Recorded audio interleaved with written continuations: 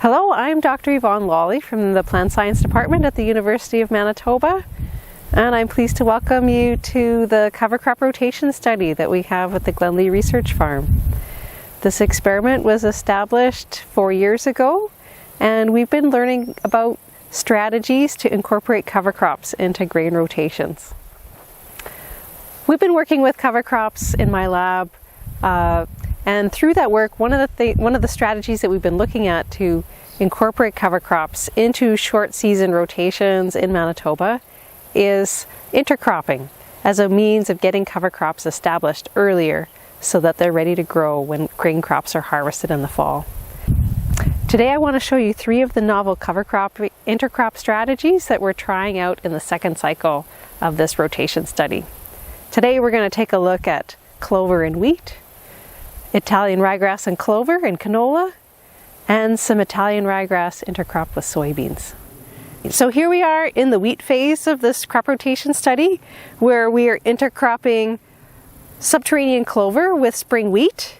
And we've been doing this practice for 4 years now, and we started this initially with red clover that we were broadcasting around heading time. And then we moved towards seeding subterranean clover, which is a sort of low-growing clover, and seeding at the same time as the wheat and at spring planting. We're really happy with this treatment. One of the challenges we faced early on when we were trying to intercrop the red clover, broadcasting it at heading, is that we often didn't have sufficient moisture to get the clover established, and we would have to do it over and over again, and sometimes end up seeding the red clover after spring wheat harvest. With the dry conditions we've had over the several of the last years, it's been more reliable to get the clover established at a low rate at the same time as the wheat crop. So we'll take a look at what this looks like this year. I'm really happy with this catch of subterranean clover that we have.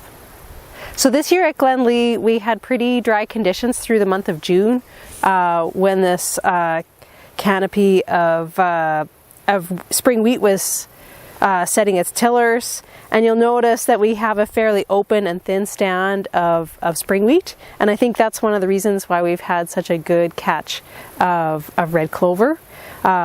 This spring wheat was seeded on 7.5-inch row spacing, and I think if this is a practice that you're interested in adopting, one of the things to be thinking about is what kind of row spacing for your wheat can optimize this community and create some space for the clover. So this year we had this space created because of the drought stress that the wheat experienced in June, and in the future we could look at different row spacings that might, or seeding rates of wheat that might optimize this intercropping for the cover crop establishment. The goal being that we have this, small clover hanging out at the bottom of the canopy, so that when we come through here at the end of July or at the end of August, beginning of September, and harvest our wheat, that there's a canopy there ready to grow when we have warm, moist conditions in September and into early October. Taking a look at intercropping cover crop strategies for canola, I'm standing here in our plot where we've tried a new management practice for intercropping cover crops with canola this year.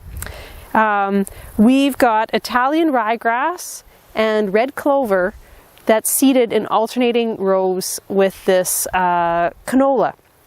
And one of the reasons that we've picked Italian ryegrass and clover is that they have some herbicide compatibility with at least Liberty canola, and so that's a really important aspect when planning these intercrop cover crop strategies, is to try and find species that will allow you to still use herbicides to control the weeds that you need to in these main cash crops. So in the second cycle of the rotation study, we seeded canola on 14-inch rows, and then in between those 14-inch rows we've got Italian ryegrass and canola that were drilled at the same time as the canola at seeding on 7.5-inch row spacing from that canola row. So again, this year at Glenlee, we've had some dry conditions that have really left us with a fairly open canopy of canola, and I think that's really helping with the clover and the Italian ryegrass growth in the lower canopy that you're seeing this year, which is probably the most impressive under canopy growth I've seen yet with this practice. What this is going to look like come harvest, again, hopefully we've got Italian ryegrass and canola that are sort of low in the canopy, low enough that you could come and either swath or direct harvest this canola and then have that regrowth after harvest in the fall. I think this is especially important with canola because, especially as we're moving to more pod shatter resistant varieties and longer season hybrids of canola, we see that fall window for establishing winter wheat or other types of cover crops after canola shrink. And so I think this kind of intercropping practice is going to be really important for us to figure out in order to have cover crop strategies that are going to be successful with canola in the long run for the prairies. Lastly, we're going to take a look at intercropping cover crop strategies for soybeans. And these soybeans are grown in the traditional 30-inch row spacing. And we always have this, fallow area that is the interrow of the soybeans. Maybe you've got bushier type of soybeans that canopy over the row a little bit more. These more erect type of soybeans often leave an interrow area where we have the opportunity to grow a cover crop or an intercrop in between. Now, in the first 4 years of this study, the cover crop that we tried to grow as an intercrop with soybeans was radish, and we would drill those soybeans after we had finished spraying herbicides in the soybeans.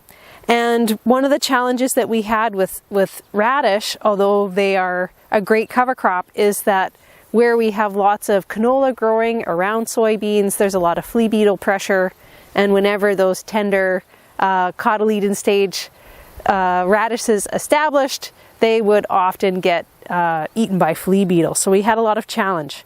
So one of the things that we tried in this second rotation cycle is to look at a different intercrop, which is Italian ryegrass, similar to what we looked at in the canola. Again, with the soybeans, we sprayed to control weeds, and then last week we seeded the Italian ryegrass, and you can see it's just coming up nicely here in between the soybean rows. So in these experimental plots, we used a 1-row seeder to establish this Italian ryegrass intercrop with the soybeans. I'll take you to go see a piece of equipment that was especially designed for intercropping cover crops or interseeding cover crops with wide row crops like corn and soybeans. The goal for this cover crop is to try and provide cover late in the season prior to soybean harvest. So we know that soybean is a late season crop. It's going to lose its leaves and spend that time drying down in September and into October. And so the goal is to have a cold tolerant cover crop like Italian ryegrass that can really take advantage of the light and water that we're going to have late in the growing season as these soybeans mature. And by intercropping it, that helps us deal with the very short seeding window, or the non-existent seeding window that we would have with a long season crop like soybeans. Now we're going to transition to a different intercropping experiment where we're working with corn and trying to establish other intercrops in between the corn rows. So the focus of this experiment isn't on grain, but rather on growing grazing corn.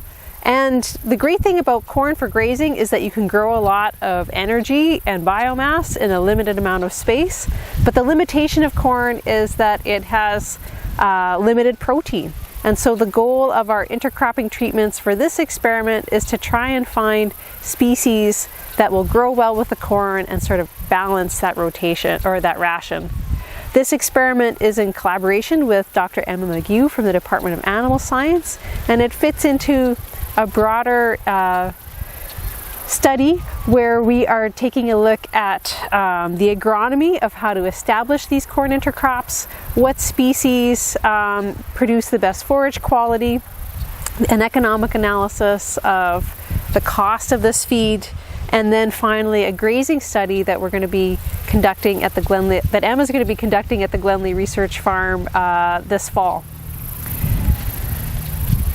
In this experiment, we are looking at different species of intercrops, and the intercrops that we're looking at across a prairie-wide network here in Manitoba at Glenlee and Carman, as well as at Melita and Roblin, into Saskatchewan at the Southeast Research Farm, and then in Alberta at Lethbridge with Farming Smarter, and at Olds College and up in Manning in the Peace River. So we've got this interesting transect to look at how this corn intercropping practice will perform across the prairies.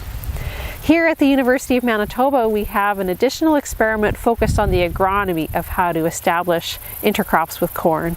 So we're comparing different timings of seeding, so at planting with the corn versus at V4 when the corn intercrop can be sprayed for herbicide, and then different timing or methods of establishment, so broadcasting versus drilling, and I'll show you the kind of equipment that a producer could use to drill the intercrops in corn. And then we're also looking at corn row spacing, so comparing these wide 60-inch rows of corn with the 30-inch row spacing that's more commonly grown with corn. In this experiment where we're evaluating different species, we planted the corn and then used herbicides to control weeds. So it was a Roundup Ready corn variety that we used.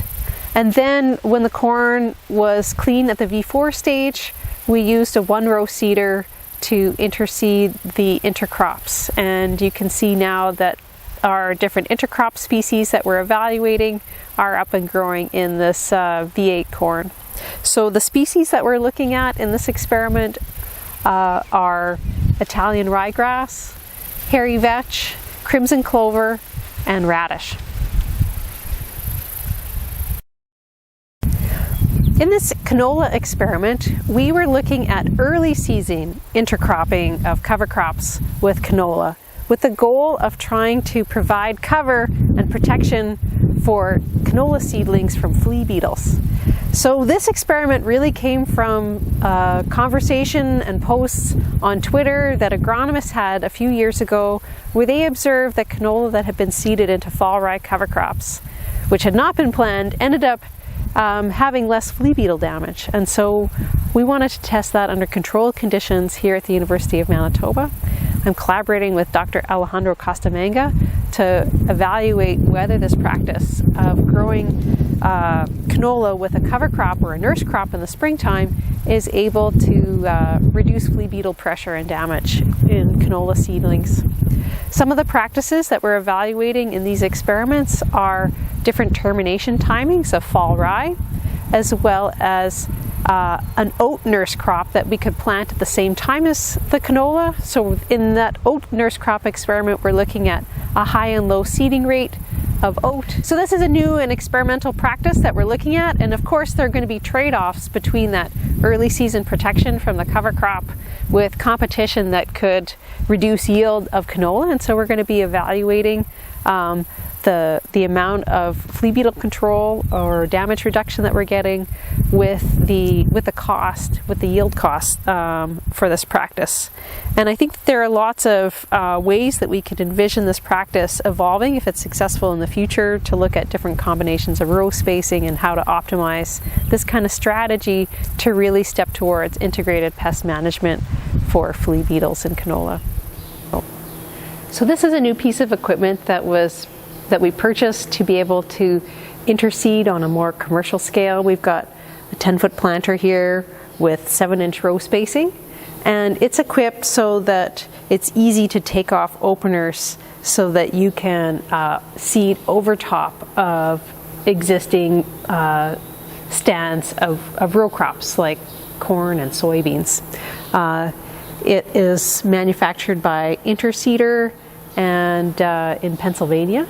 And let's take a look at the features of this unit. So this is a disc seeder with a gravity-fed metering system that The seed drops behind the seed disc. We've got a cutting coulter up here for high residue situations, which could be either dead residue or living cover crops.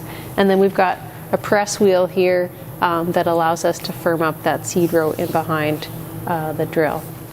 So on this unit, there's some easy bolts that can be removed, and we can remove the openers that we want to be able to create that row spacing, that gap in our interseeding, so that our main crop, like the soybeans and corn, can grow in between. This unit also is equipped with a liquid kit to be able to apply fertilizer, or some models can allow you to spray herbicide in row or between rows while you're doing the interseeding. So although in most of the experiments that I showed you on the tour today were seeded with a 1-row seeder in our small plot studies, a piece of equipment like this allows us to look at interseeding at a much larger scale. This is the kind of unit that we use to seed the intercrops for the grazing study that we're going to do this fall with Dr. Emma McGew. So what you're looking at here is an intercrop of corn with fall rye and tillage radish. And you've seen the small plot version of this, but now, hi there, I'm walking into the field scale version of this. And I think Dr. Lawley has explained most of what they're trying to achieve here, but I thought I would show you what the animal science students are working on. So Talia is an MSc student working with Emma McGaw in the animal science department. And while the previous plots that you looked at are really just to look at the agronomic responses, here in this area at the Glenlee Research Farm, they're actually going to have beef cattle out here grazing in the fall. And so the concept is to go with a wider row corn planting that's harvested for grain, or it could be simply grazed. And then we've got 2 strips of fall rye here along either side, and then tillage radish here. There's 3 rows in the middle. And of course, fall rye will continue to grow well into the late fall and early winter, and it'll resume its growth again really well next spring. And so it provides a lot of grazing options. And when it is a seedling like this or smaller, it's going to have relatively high levels of nitrogen, so it supplements the protein, because corn is really good on energy, but not so good on protein. And then the tillage radish, the same thing. It maintains growth right into, it can withstand some frost, and it will have high protein content. Of course, these cover crops will also continue to grow roots late into the fall, and so they'll help with the soil health parameters. So, as I mentioned, this area here, and the camera might pan later to look at the size of this, but it's probably about a 10-acre area, maybe even a bit larger, that will be grazed with beef cattle in the fall.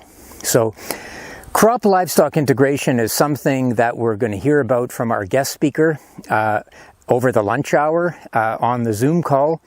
And crop livestock integration is something that is very important to the whole concept of natural systems agriculture. And people have wonderful quotes about crop livestock integration, and one of the ones that I really love is that we took an integrated system in what we call the old mixed farm, and from that efficient integrated system, we created 2 problems, specialized grain production and specialized livestock production. So by bringing those enterprises together in a combined agricultural system, we really have so many natural processes that we can harness, and we improve the efficiency and the biological integrity of the system. So stay tuned. So thank you very much for participating in the online version of our 2023 Natural Systems Agriculture Tour here at the University of Manitoba. And we're wrapping up the tour now, and those people who are participating live will be eating their lunch at the Bruce D. Campbell Farm and Food Discovery Center. And we'd like to thank the staff the center and the staff here at the Glenlee Research Center for all of the award-winning staff, actually, of the Glenlee Research Center for all the help that they give us, including the person who's cutting the grass over there. That's awesome. And I'd also really like to thank Sarah Wilcott, who's here with me, and you've heard her voice in the videos, who manages the long-term rotation studies at the University of Manitoba.